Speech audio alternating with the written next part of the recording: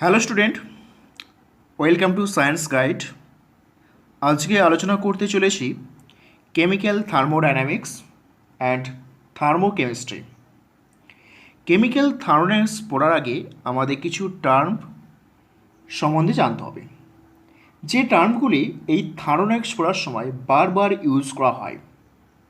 প্রথমে আমরা জানব যে সিস্টেম কাকে বলে। ফার্স্ট আমরা জানব সিস্টেম। সিস্টেম বলতে কী বোঝায়? সিস্টেম বলতে কী বোঝায়?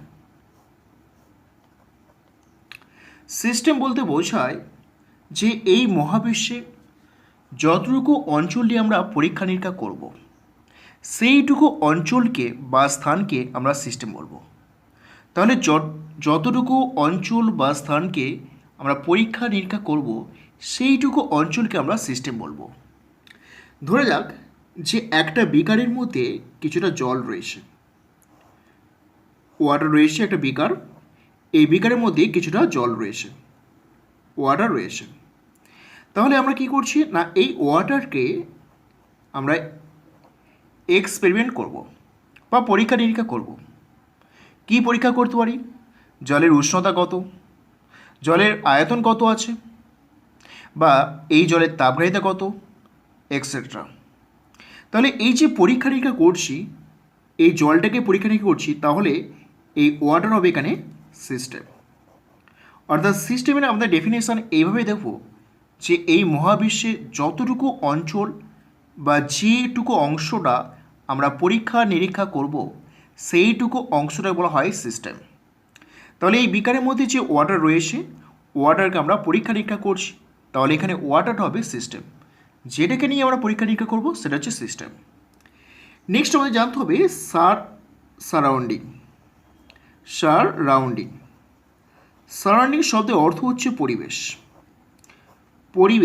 পরিবেশ বলতে আমাদের কী বোঝায়? এই থার্মোডাইনামিক্সে পরিবেশ বলতে আমাদের কী বোঝায়? সিস্টেম ছাড়া মহাবিশ্বের যে বাকি অংশটুকু পড়ে রয়েছে, এইটা হচ্ছে আমাদের পরিবেশ। সিস্টেম ছাড়াও মহাবিশ্বের বাকি যে অংশটা রয়েছে সেটা আমরা পরিবেশ বলবো। আমরা যে এখানে ওয়াটারটা অবজার্ভ করছিলাম বা এক্সপেরিমেন্ট করছিলাম, এই ওয়াটার ছাড়া বাকি যে অংশটা রয়েছে, মহাবিশ্বের যে বাকি অংশটা রয়েছে, সেটাকে আমরা বলবো সারাউন্ডিং। অর্থাৎ আমরা বলতে পারি যে সিস্টেম ছাড়া বাকি অংশকে আমরা সারাউন্ডিং বলবো।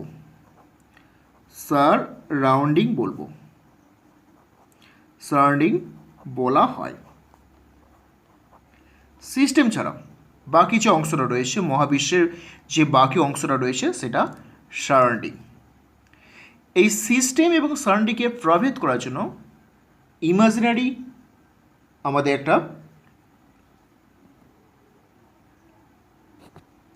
এই সিস্টেম এবং সারাউন্ডিংকে প্রভেদ করার জন্য ইমাজিনারি বা রিয়াল, বাস্তব হতে পারে বা কাল্পনিক হতে পারে, এই সেপারেট করার জন্য বাউন্ডারি প্রয়োজন আছে।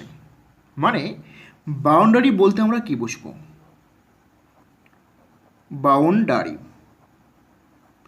বাউন্ডারি বলতে বোঝায় যে সিস্টেম এবং সারাউন্ডিংকে প্রভেদ করার জন্য যে কোনো কিছু, অর্থাৎ যার সাহায্যে আমরা সিস্টেম এবং সারাউন্ডিংকে প্রভেদ করতে পারবো, অর্থাৎ আলাদা করতে পারবো, সেইটা হচ্ছে বাউন্ডারি।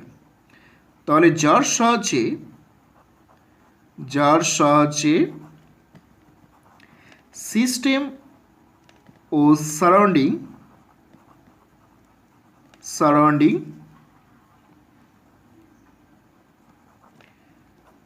কে আলাদা করা যায় তা হলো বাউন্ডারি।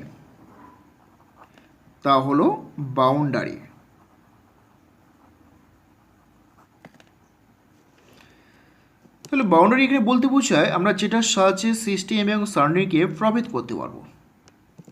এই বাউন্ডারি হতে পারে রিয়াল হতে পারে, অর্থাৎ বাস্তবে রয়েছে, অথবা আমরা ইমাজিন করতে পারি, অর্থাৎ কাল্পনিক একটা আনতে পারি। যদি বাস্তবে বাউন্ডারি না থাকে তাহলে একটা ইমাজিন করে নেব যে সিস্টেম এবং সারাউন্ডিংকে আলাদা করেছে একটা ইমাজিন লাইন বা ইমাজিন যে কোনো কিছু, যেটার সাহায্যে সিস্টেম এবং সারাউন্ডিংকে প্রভাবিত করেছে। ধরো একটা বিকারের মধ্যে কিছু জল রয়েছে, তাহলে এই বিকারের মধ্যে কিছুটা জল রয়েছে। আমি করছি কি না, বিকারে এই জলটাকে অবজার্ভ করছি। যেহেতু জলটাকে অবজার্ভ করছি তাহলে জলটাকে নিয়ে এক্সপেরিমেন্ট করছি। তাহলে অ্যাকর্ডিং টু ডেফিনেশন অনুসারে এখানে ওয়াটার হবে সিস্টেম, এবং ওয়াটার ছাড়া যে বাকি অংশটা রয়েছে সেটা হবে সারাউন্ডিং। সারাউন্ডিং এবার দেখো এই সিস্টেম ওয়াটার আর বিকারের বাইরে যে অংশটা রয়েছে সেটা সারাউন্ডিং।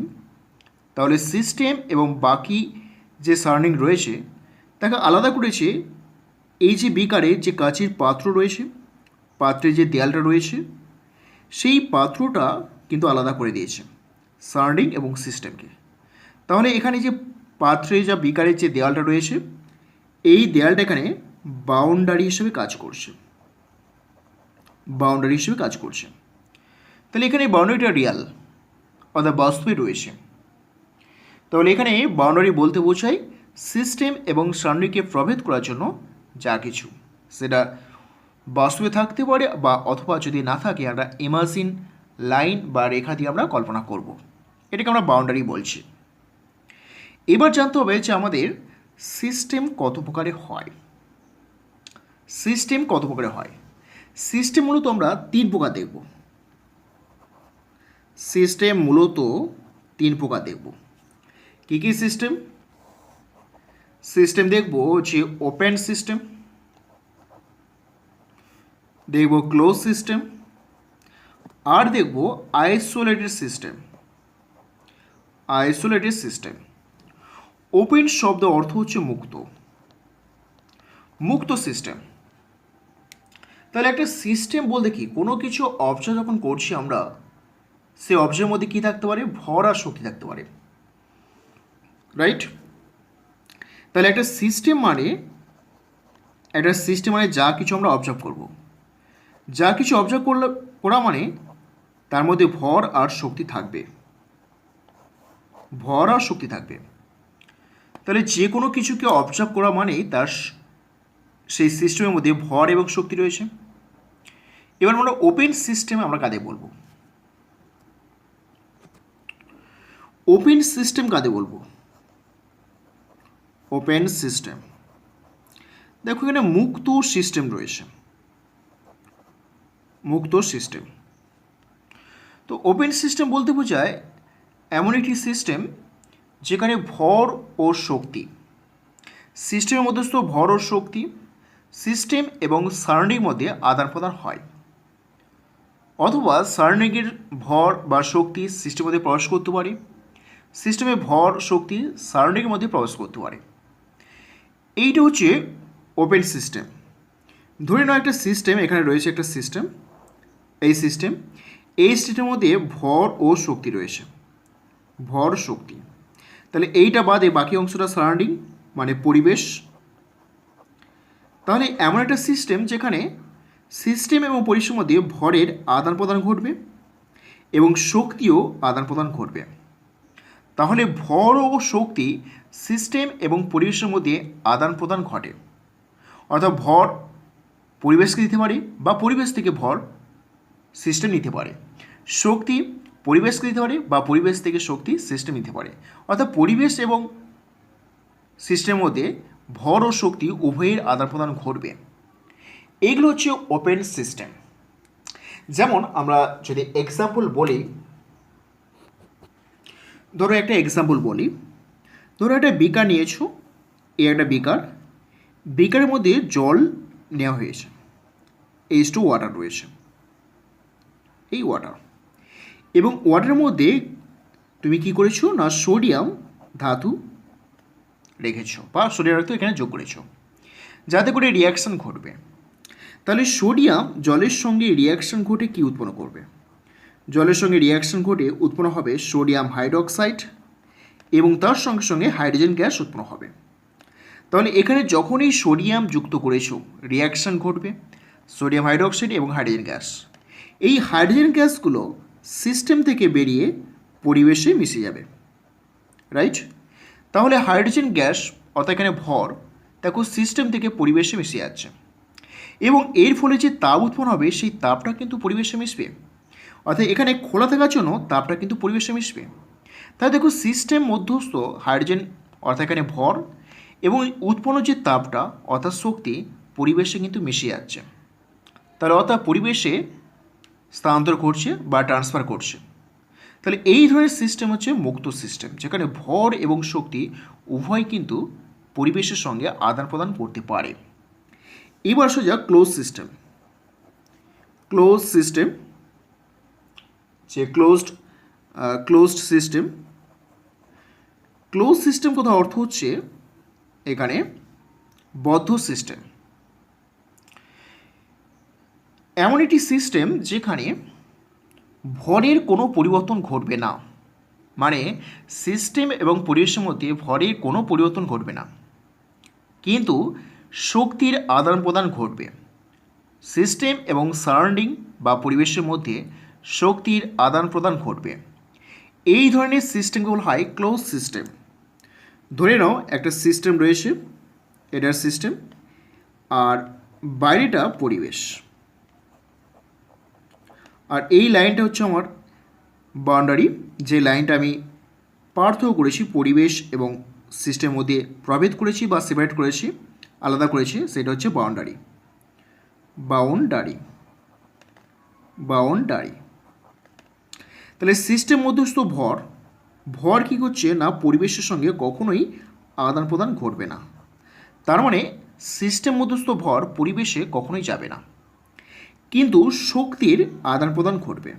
যে শক্তিটা রয়েছে সিস্টেম মধ্যস্থ সেটা পরিবেশে যেতে পারে বা পরিবেশ থেকে শক্তি সিস্টেমের মধ্যে প্রবেশ করতে পারে। তাহলে এইটা হচ্ছে ক্লোজড সিস্টেম বা বদ্ধ সিস্টেম। তো এরকম এক্সাম্পল আমরা কি দেখব?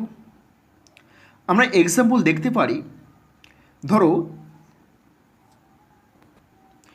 ধরো আমরা একটা বোতলে করে জল নিয়েছি, ওয়াটার নিয়েছি একটা বোতলে করে।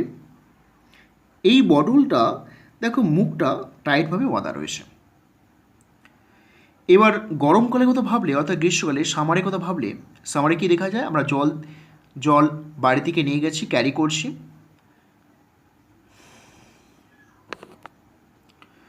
ধরো এখানে আমরা কি করছি না একটা বোতল নিয়েছি, বোতলে আমরা জল ভরেছি। এবার ধরো এটা সামার অর্থাৎ গ্রীষ্মকাল। এই সামারে কী হয়, আমরা ধরো তোমরা বোতলে জল নিয়েছো স্কুল যাবে, তা বাড়ি থেকে ঠান্ডা জল নিয়ে তুমি স্কুলে পৌঁছালে, প্রচণ্ড গরম। স্কুলে গিয়ে দেখলে যে বোতলের জলটা গরম হয়ে গেছে, কিন্তু বোতলের জলের পরিমাণটা একই রয়েছে, পরিমাণটা কখনোই পরিবর্তন ঘটেনি। তাহলে তুমি কি দেখলে, যে এই যে বোতলটা বাড়ি থেকে নিয়ে স্কুলে গেছো, স্কুলে গিয়ে দেখেছো যে বোতলের জলটা গরম হয়ে গেছে, তার মানে তুমি বুঝতে পারছো যে আমার জলটাকে অবজার্ভ করেছি, জলটা গরম হয়ে গেছে, তাহলে বাইরে থেকে শক্তি এই বোতলের ভেতরে প্রবেশ করেছে, তাহলে দেখো শক্তিটা এখানে কিন্তু আদান প্রদান হয়ে গেল, অর্থাৎ সিস্টেম শক্তিটা পরিবেশ থেকে গ্রহণ করলো, কিন্তু ভর যে সিস্টেমে ভর রয়েছে সেটা পরিবেশে যায়নি, তার কারণ এখানে টাইটভাবে বাঁধা ছিল বলে। তাহলে এই ধরনের সিস্টেম অর্থাৎ শক্তির দেখো আদান প্রদান ঘটছে, কিন্তু ভরের কোনো আদান প্রদান ঘটেনি। এই ধরনের সিস্টেম হচ্ছে ক্লোজ সিস্টেম। অর্থাৎ ক্লোজ সিস্টেম বলতে বোঝায় দেখো এখানে জলের পরিমাণটা একই আছে, কিন্তু বাইরে থেকে শক্তি ওই ভেতরে প্রবেশ করেছে, যার ফলে জলটা গরম হয়ে গেছে। এইটা হচ্ছে ক্লোজ সিস্টেম। দেন হচ্ছে আইসোলেটেড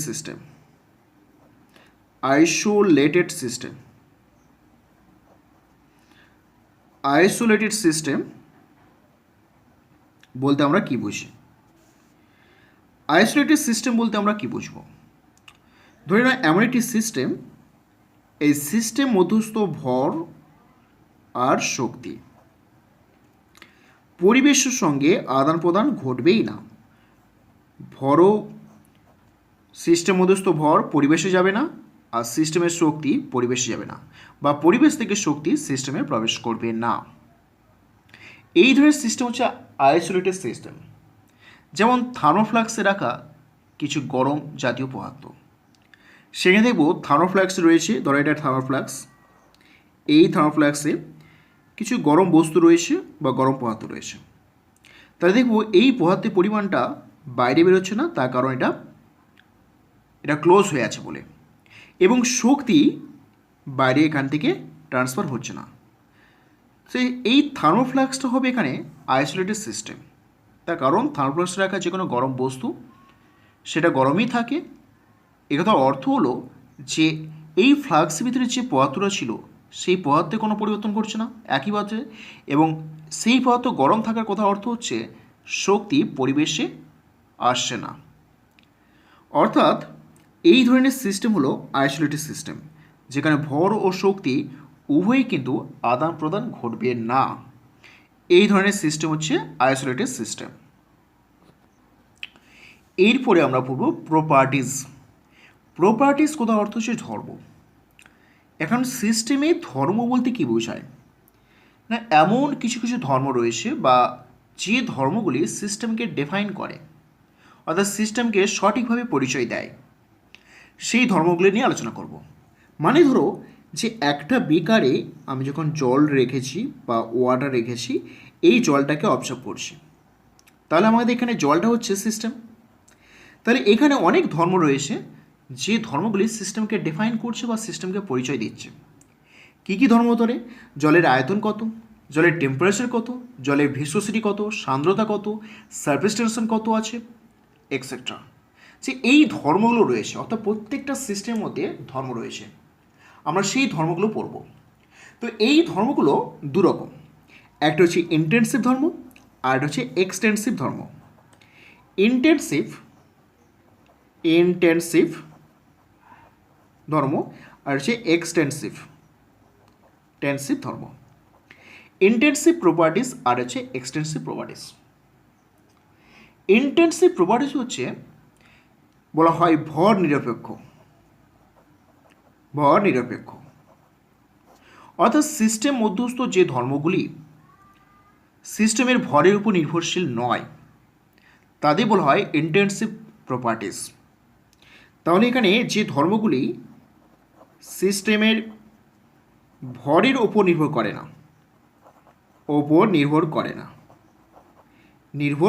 না, সেই সমস্ত ধর্মগুলি হচ্ছে ইন্টেনসিভ প্রপার্টিস বা ভর নিরপেক্ষ ধর্ম। যেমন ধরো টেম্পারেচার, উষ্ণতা সিস্টেমের ভরের উপর নির্ভর করে না। কেন সিস্টেমের ভরের উপর উষ্ণতা নির্ভর করে না? ধরে নাও কীভাবে বুঝবে যে এই প্রপার্টিসটা সিস্টেমের ভরের উপর নির্ভর করবে না? ধরে নাও একটা বিকারে জল রয়েছে, ধরো ওয়াটারটা রয়েছে 27 ডিগ্রি সেন্টিগ্রেড উষ্ণতায়। তাহলে এখানে সিস্টেমের ভর রয়েছে, ভর বলতে ওয়াটারের ভর। তাহলে দেখো আমি যদি এখান থেকে আমি ভরে পরিবর্তন করি, সিস্টেমের ভরটা কমিয়ে দিলাম, মানে কি জলের পরিমাণটা কমিয়ে দিলাম, ধরো এই কমিয়ে দিলে দেখবো যে জলের উষ্ণতা সেই 27 ডিগ্রি সেন্টিগ্রেড রয়েছে। তাহলে দেখো ভরটা পরিবর্তন করলাম কিন্তু সিস্টেমের উষ্ণতা কি একই রয়েছে, তাহলে কি ভরের উপর নির্ভর করবে? কখনোই করবে না। তাহলে উষ্ণতা কিন্তু ভরের উপর নির্ভরশীল নয়। তাহলে উষ্ণতা হবে এখানে ইন্টেনসিভ প্রপার্টিস। ধরো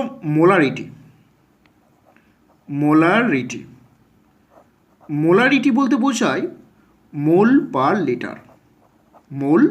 লিটার, অর্থাৎ প্রতি লিটারে কত মোল রয়েছে। ধরে নাও একটা সলিউশন রয়েছে, ধরো একটা বিকারে সলিউশন রয়েছে, এই সলিউশন এখানে কনসেন্ট্রেশন রয়েছে মোল পার লিটার এককে। সাপোজ ধরে নাও কনসেন্ট্রেশন রয়েছে 0.5 মোলার, রাইট? তাহলে এই একটা বিকারের মধ্যে একটা সলিউশন রয়েছে, সেই সলিউশনের কনসেন্ট্রেশন বা গাঢ়ত্ব মোল পার লিটার এককে 0.5 মোলার। তাহলে এখানে এর ভরটা কমিয়ে দাও, ধরো ভরটা কমিয়ে দিলাম, পরিমাণটা কমিয়ে দিলাম, পরিমাণটা কমালেও সেই কনসেন্ট্রেশন কত হবে? 0.5 মোলার থাকবে। কনসেন্ট্রেশন পরিবর্তন ঘটবে কি? কনসেন্ট্রেশন পরিবর্তন ঘটবে না, এখানে সেই 0.5 মোলারই থাকবে। তাহলে গাঢ়ত্ব মোলারিটি কী হবে? ভর নিরপেক্ষ, অর্থাৎ ইন্টেন্সিভ প্রপার্টিস। একই রকমভাবে এই যে জল দিয়েছিলাম, জলের যে সারফেস টেনশন বা ভিসকোসিটি, সারফেস টেনশন বা পৃষ্ঠটান বলা হয়, পৃষ্ঠটান বা ভিসকোসিটি সান্দ্রতা, ভিসকোসিটি সান্দ্রতা। দেখো জলের যে পৃষ্ঠটান রয়েছে, জলের পরিমাণ কমে দিলে সেই পৃষ্ঠটানটি কিন্তু একই থাকবে। সান্দ্রতা একই, জলে যে সান্দ্রতা রয়েছে, জলের পরিমাণটা কমিয়ে দাও, সান্দ্রতা একই থাকবে। তাহলে উষ্ণতা, মোলারিটি, সারফেস টেনশন, ভিসকোসিটি, এগুলো প্রত্যেকটাই কিন্তু ইন্টেন্সিভ প্রপার্টিস, রাইট? তাহলে আমরা ইন্টেন্সিভ প্রপার্টিস এইভাবে খুঁজবো যে সিস্টেমের পরিমাণটাকে কমিয়ে দেবো। সিস্টেমের পরিমাণটা কমিয়ে দিলে দেখবো যে সেই প্রপার্টিসটা পরিবর্তন ঘটছে কি না। যদি পরিবর্তন না ঘটে তাহলে পরিমাণের উপর নির্ভর করে না, অর্থাৎ সেই প্রপার্টিসটা হবে ইন্টেন্সিভ প্রপার্টিস। এবার আসা যায় এক্সটেন্সিভ প্রপার্টিস। এক্সটেন্সিভ প্রপার্টিস বলতে বোঝায় সিস্টেমে যে সমস্ত ধর্মগুলি সিস্টেমের ভরের উপর নির্ভরশীল। তাহলে এখানে সিস্টেমের ভরের উপর নির্ভরশীল, সিস্টেমের ভরের ওপর নির্ভরশীল, তো সিস্টেমের ভরের উপর নির্ভরশীল যে সমস্ত ধর্মগুলো আছে সেগুলো হচ্ছে এক্সটেন্সিভ প্রপার্টিস, রাইট? যেমন এক্সটেন্সিভ প্রপার্টিস আমরা বলবো হিট ক্যাপাসিটি বা তাপগ্রাহিতা।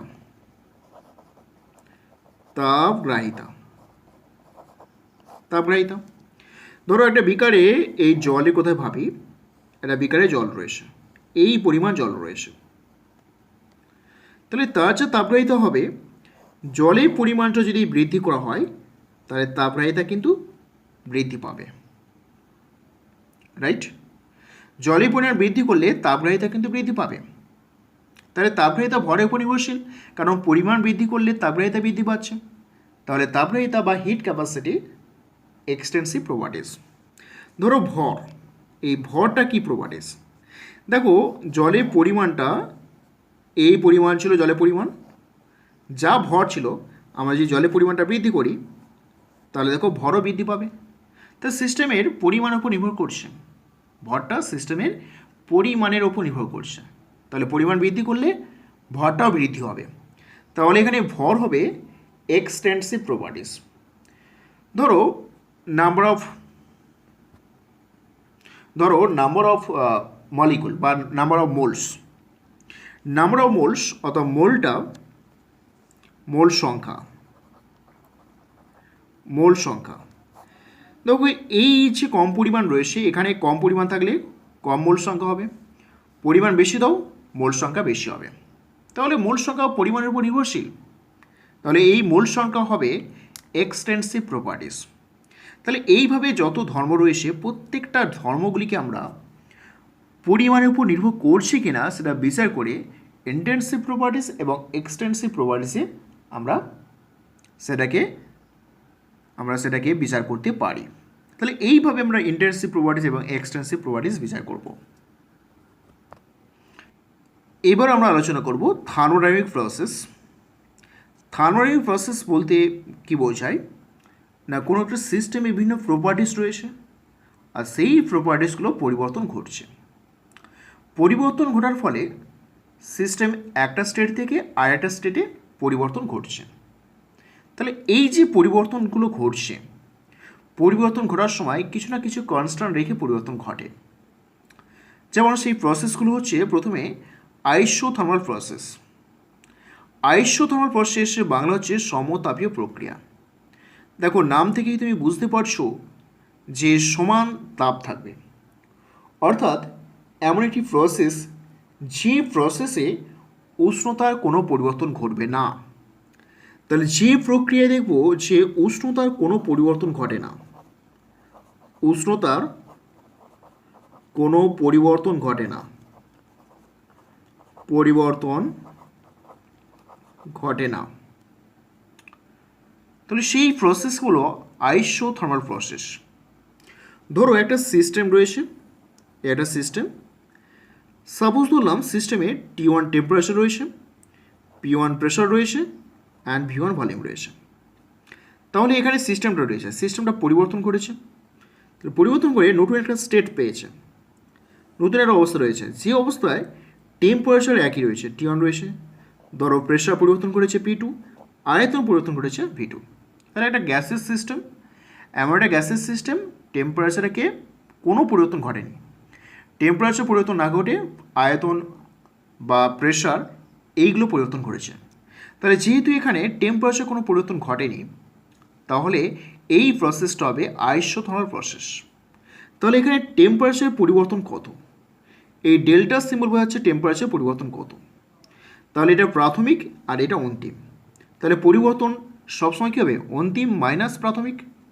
অন্তিমকে আছে T1, প্রাথমিক কত আছে T1, তাহলে টেম্পারেচারের পরিবর্তন 0, অর্থাৎ আইসোথার্মাল প্রসেসের ক্ষেত্রে উষ্ণতা পরিবর্তন 0।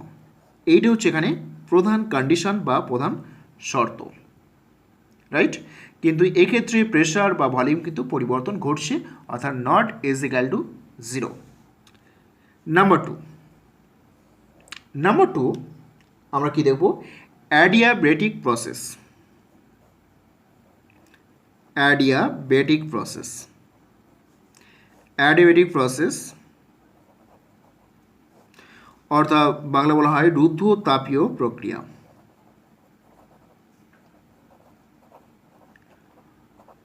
দেখো তাপটাকে রুদ্ধ করে দাও, অর্থাৎ এমন একটি প্রসেস যেখানে সিস্টেম এবং সারাউন্ডিং মধ্যে তাপের কোনো আদান প্রদান ঘটবে না, সেই ধরনের প্রসেসকে বলা হয় রুদ্ধতাপ প্রক্রিয়া। তো একটা সিস্টেম রয়েছে, একটা সিস্টেম, এই সিস্টেম মধ্যস্থ তাপ ছিল কিউ পরিমাণ তাপ, সিস্টেমটাকে পরিবর্তন ঘটেছি, পরিবর্তন ঘটার পরে দেখা গেল কি পরিমাণই তাপ আছে, অর্থাৎ তাপটা কোনোরূপভাবে পরিবর্তন ঘটেনি। তাহলে এখানে তাপের পরিবর্তন ডেল্টা কিউ, প্রাথমিক তাপ ছিল কিউ আর অন্তিম তাপটা কিউ, তার মানে Q minus Q is equal to 0।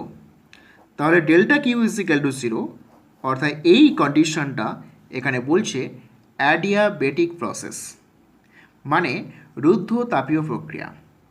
যেমন থার্মোফ্লাক্সে রাখা গরম বস্তু তাপে কিন্তু আদান প্রদান ঘটে না, অর্থাৎ থার্মোফ্লাক্সটা দীর্ঘদিন বা দীর্ঘ সময় রেখে দিলে সেখানে দেখব যে তাদের তাপের পরিবর্তন 0। তাহলে এই ধরনের প্রসেসগুলো adiabatic process. Number 3, isobaric process. Isobaric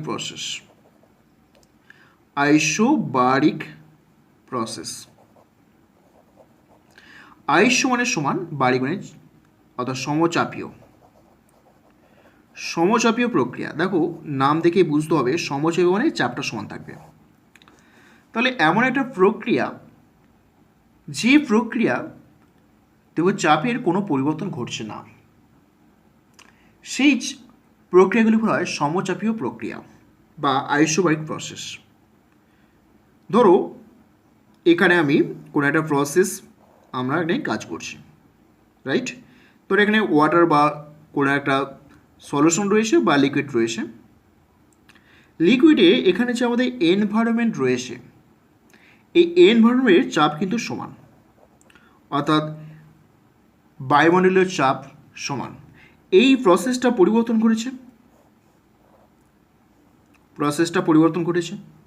প্রসেসটা পরিবর্তন বলতে ধরো জলের উষ্ণতা বৃদ্ধি পেয়েছে, রাইট, জলের আয়তন কমে গেছে, রাইট। তাহলে এই যে উষ্ণতা পরিবর্তন করেছে, T1 থেকে T2 হয়ে গেছে, আয়তন V1 থেকে V2 হয়ে গেছে, কিন্তু এখানে যে বায়ুমণ্ডলীয় চাপ আছে, চাপের কোনো পরিবর্তন ঘটেনি। তাহলে এই বায়ুমণ্ডলীয় চাপটা সমান রয়েছে। তাহলে প্রসেসটা দেখো উষ্ণতা পরিবর্তন করেছে, আয়তন পরিবর্তন করেছে, কিন্তু বায়ুমণ্ডলীয় চাপে কোনো পরিবর্তন ঘটেনি। তাহলে এই ধরনের প্রসেস হচ্ছে সমচাপীয় প্রক্রিয়া। তাহলে আমরা ল্যাবে যে সমস্ত প্রক্রিয়াগুলো করি বা এক্সপেরিমেন্ট করি, প্রত্যেকটা কিন্তু সমচাপীয় প্রক্রিয়া, কারণ পরিবেশের বা বায়ুমণ্ডলীয় যে চাপ রয়েছে, অ্যাটমসফিয়ারিক প্রেশার রয়েছে, সেই প্রেশারটা কোনো পরিবর্তন ঘটছে না। তাহলে আমরা আন্ডার সেম প্রেশারে অনেক এক্সপেরিমেন্ট করছি। সমস্ত এক্সপেরিমেন্ট কিন্তু সমচাপীয় প্রক্রিয়া। তাহলে এখানে একটা সিস্টেম রয়েছে, তার চাপটা P1 ছিল, সিস্টেমটা পরিবর্তন ঘটেছে, তার পরিবর্তন ঘটে দেখালো চাপটা একই আছে।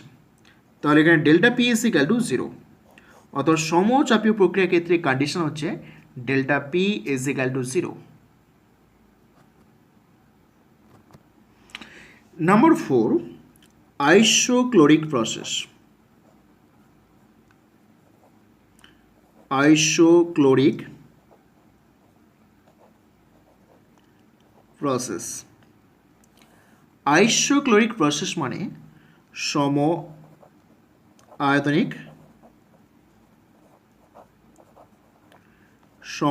প্রক্রিয়া। সম-আয়তনিক প্রক্রিয়া। তাহলে এখান থেকে নাম থেকে বোঝা যাচ্ছে যে এমন একটা প্রক্রিয়া ঘটবে যেখানে আয়তনে কোনো পরিবর্তন ঘটবে না। তাহলে এখানে আয়তনে কোনো পরিবর্তন ঘটে না, আয়তনের কোনো পরিবর্তন ঘটে না, কোনো পরিবর্তন ঘটে না, অর্থাৎ আয়তনে কোনো পরিবর্তন এখানে ঘটবে না। এই ধরনের প্রক্রিয়াকে বলা হয় সম-আয়তনিক প্রসেস। ধরে নয় একটা সিস্টেম রয়েছে যার আয়তন V1, টেম্পারেচার T1 এবং প্রেশার P1। আয়তনটা পরিবর্তন করেছে। কি পরিবর্তন? আয়তন পরিবর্তন ঘটেনি, সিস্টেমটা পরিবর্তন ঘটেছে। আয়তন একই আছে, টেম্পারেচার ধরো T2 হয়ে গেছে আর প্রেশার P2 হয়ে গেছে। তাহলে এই যে পরিবর্তন ঘটলো, এখানে delta V is equal to কত হবে? 0 হবে, কারণ V1 মাইনাস V1, রাইট? তাহলে delta V is equal to 0, এইটা হচ্ছে আইসোক্লোরিক প্রসেসের শর্ত বা সম-আয়তনিক প্রক্রিয়ার শর্ত হচ্ছে delta V is equal to 0। Number 5, cyclic process. Cyclic process. Cyclic process মানে চক্রীয় প্রক্রিয়া, অর্থাৎ দেখো চক্রাকার সাইকেল একটা কমপ্লিট করবে, এর একটা প্রক্রিয়া। অর্থাৎ যে প্রক্রিয়ার প্রাথমিক এবং শেষ অবস্থা একই, সেই প্রক্রিয়াগুলো হয় সাইক্লিক প্রক্রিয়া। প্রাথমিক অবস্থা এবং শেষ অবস্থা একই হবে, এরকম প্রক্রিয়াগুলো হয় সাইক্লিক প্রক্রিয়া। ধরো সিস্টেম এখানে ছিল যার উষ্ণতা T1, প্রেশার P1 আর আয়তন V1। এখান থেকে এখানে পরিবর্তন করেছে, এখানে পরিবর্তন করেছে, আবার এখানে পরিবর্তন করেছে, পরিবর্তন ঘটিয়ে আবার এখানে ফিরল। তাহলে এইটাই প্রাথমিক অবস্থা আর এটাই শেষ অবস্থা। সেখানে দেখো যে টেম্পারেচার, প্রেশার এবং আয়তন একই রয়েছে। তাহলে এই প্রক্রিয়ার ক্ষেত্রে আমরা দেখব ডেল্টা টি এর কোনো পরিবর্তন ঘটছে না, ডেল্টা পি এর কোনো পরিবর্তন ঘটছে না, অ্যান্ড ডেল্টা ভি এর কোনো পরিবর্তন ঘটছে না। অর্থাৎ চক্রীয় প্রক্রিয়ার ক্ষেত্রে delta T is equal to 0, delta P is equal to 0, delta V is equal to 0, কারণ চক্রীয় প্রক্রিয়ার ক্ষেত্রে প্রাথমিক এবং অন্তিম অবস্থা একই আছে। এইটা হচ্ছে cyclic process. Number 6, reversible process. Reversible process. Reversible process হচ্ছে এখানে এমন একটি প্রক্রিয়া যে প্রক্রিয়াটা ক্ষুদ্র ক্ষুদ্র ধাপে সম্পন্ন হবে এবং প্রতিটা ধাপের মধ্যে একটা সাম্যাবস্থা থাকবে। এই ধরনের প্রক্রিয়াগুলো রিভার্সিবল প্রসেস, যে প্রক্রিয়াগুলি অসংখ্য ক্ষুদ্র ধাপ থাকবে এবং প্রত্যেকটা ধাপের মধ্যে একটা সাম্যাবস্থা থাকবে। এই ধরনের প্রসেসগুলো হয় রিভার্সিবল প্রসেস।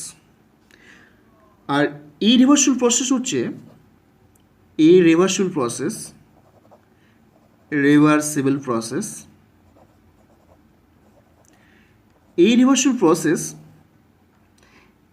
প্রসেস বলতে বোঝায় এমন একটা প্রক্রিয়া যেটা হঠাৎ করে চেঞ্জ হয়ে যাবে এবং সেটা একমুখী হবে।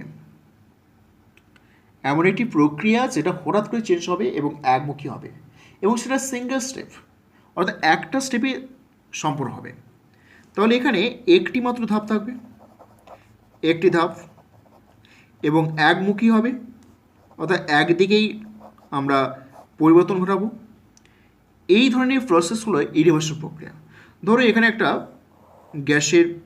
গ্যাস মলিকুল ছিল, সেটা একটা পিস্টন দিয়ে আমরা রেখেছিলাম, এবং হঠাৎ করে পিস্টনের চাপটা আমরা কমিয়ে দিলাম। কমিয়ে কী করলাম, যে পিস্টনের চাপটা এখানে তুলে দিলাম। দেখো এখানে, তাহলে গ্যাস মলিকুলে এক্সপান্ড হয়ে গেল। দেখো আয়তনটা এক্সপান্ড হয়ে গেল। আয়তন এক্সপান্ড মানে কি, অর্থাৎ সম্প্রসারিত হয়ে গেল। তাহলে হঠাৎ করে গেল, আমরা এই পিস্টনটাকে উপরে তুলে দিয়েছি, তুলে দিলে কী হবে, গ্যাস মলিকুলে এক্সপান্ড হয়ে গেল। তো হঠাৎ করে, অর্থাৎ একমুখী বলতে কি, গ্যাস মলিকুলগুলো দেখো, অর্থাৎ চাপটা অর্থাৎ উপরে আমরা করে দিচ্ছি, একটা মুখী। তো এই প্রসেসটা যদি আমরা রিভার্সিবল প্রসেসে করতাম, রিভার্সিবল প্রসেসে কী হতো না, অসংখ্য ধাপ থাকতো। ধরো এই গ্যাস মলিকুল রয়েছে, এখানে একটা পিস্টন দিয়ে আমরা এটাকে রেখে দিয়েছি, চাপ প্রয়োগ করে গ্যাস মলিকুলকে আটকে রেখেছি। এবার ক্ষুদ্র ক্ষুদ্র ধাপে এটা পরিবর্তন করলাম। ধরো এইটুকুটা চাপ প্রবাহ, আবার এইটুকুটা, এইভাবে ক্ষুদ্র ক্ষুদ্র চাপ হ্রাস করে গ্যাস মলিকুলের আয়তন আমরা সম্প্রসারিত করব, করে করে একবারে এখানে।